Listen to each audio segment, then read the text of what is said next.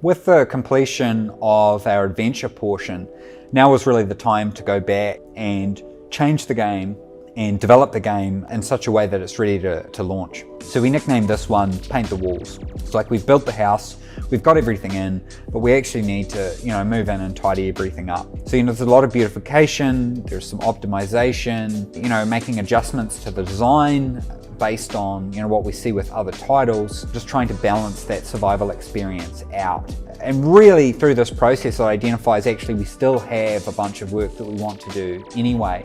And there's some areas of the game that are stronger than we thought and other areas that are weaker than we thought. So now it's about refocusing the game on the areas the game does well and rounding the experience out from that.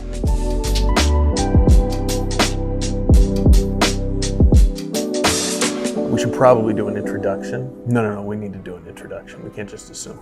My name is Brian Hicks, probably more commonly known as the creative director of DayZ. Prior to me being here at RocketWorks as the executive producer on Icarus, I was creative director at InXile Entertainment. I think what's most important for Icarus is that we very clearly communicate through the game's design the agency and drive that the player has to come back to the planet. Why do I do this beyond making a cool outpost or 1 or 2 drops and exploring the terrain, Olympus, that the game ships with?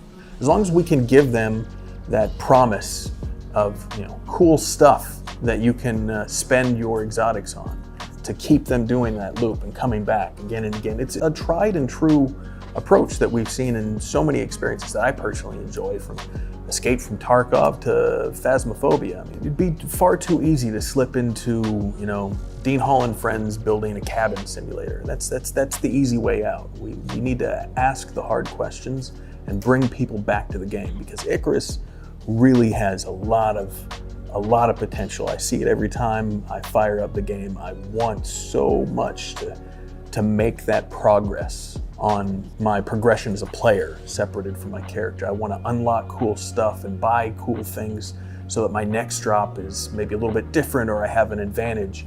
I want to get that cash to bring the cool toys on my next drop. So as long as we can stick to that, I think we've got a unique experience.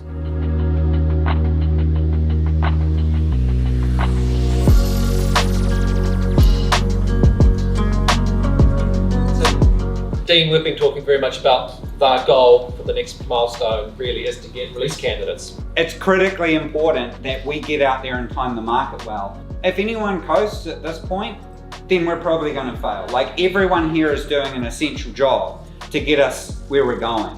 And what we've tried to do is set up, and I think that everyone's done an amazing job at this, a really good production process to support that stuff going. For those who've shipped games will know, we are heading into a little bit of that chaotic time where you'll be working on this thing and then someone will turn around and say, well, no, actually we're doing this now.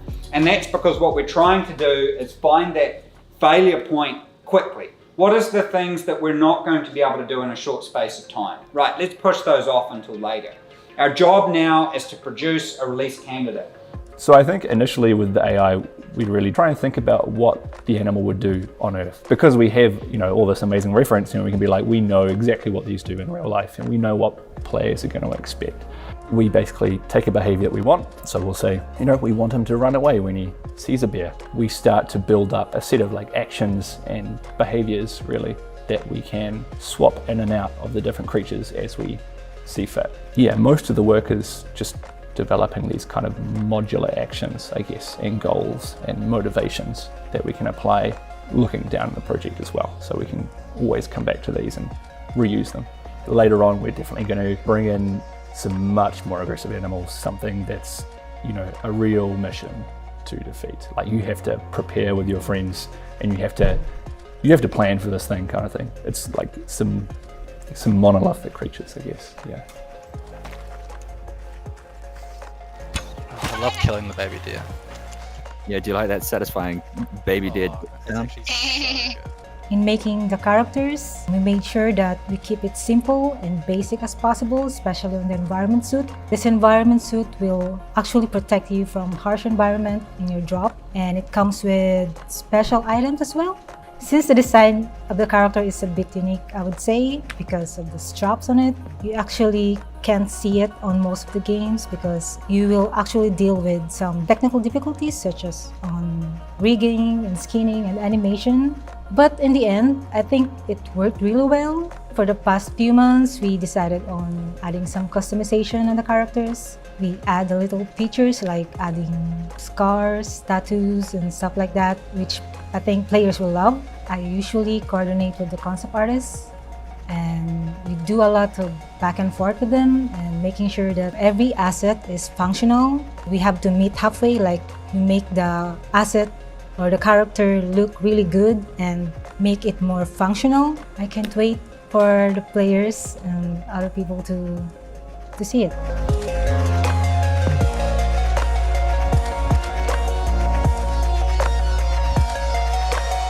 Early on, we decided to stylize the characters to not go too realistic. So with the stylization, we thought a little bit about what people would look evolved in the future where Icarus is set. More refined forms like higher cheekbones, things like that. But we're also thinking these guys are going to be rugged prospectors too. So we wanted to try and get that across with a bit of customization thrown in to get that grizzled prospector feel. As we're working now, we're developing new biomes, the more alien biomes that the players will gradually be able to work themselves into. And we're again exploring the alien species that will live on the planet. Players will move into areas like the swamp, which will be where the terraforming either went bad or never happened at all. And there's going to be a theme there of death and decay, so we want the alien species to bring along this feel and vibe as well. We have got an existing desert biome coming in first cohort, but we will be looking at expanding those desert biomes, mainly because there's large areas of space and we can introduce things like the need for maybe vehicles to get over these expanses and get you past these mega predators. Our aim with the new creatures is to create new challenges for the players to figure out and overcome and come up with their own strategies on how to do that.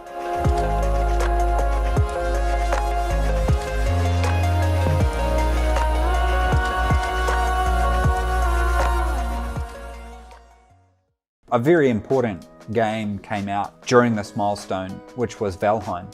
We all incredibly enjoyed Valheim and found it hugely validating. There was a lot of things that Valheim gave to the survival lexicon that we were able to go back and look at and springboard off. There were a few things that we thought about doing that we weren't sure and weren't confident on that players would be able to accept, that Valheim did well and showed players that they could be enjoyable. So this milestone really identified a whole bunch of extra work that we wanted to do, things like around food, being able to introduce them as buffs and debuffs. So at this point, we really had struggled with food because it was kind of this thing you either had or you didn't.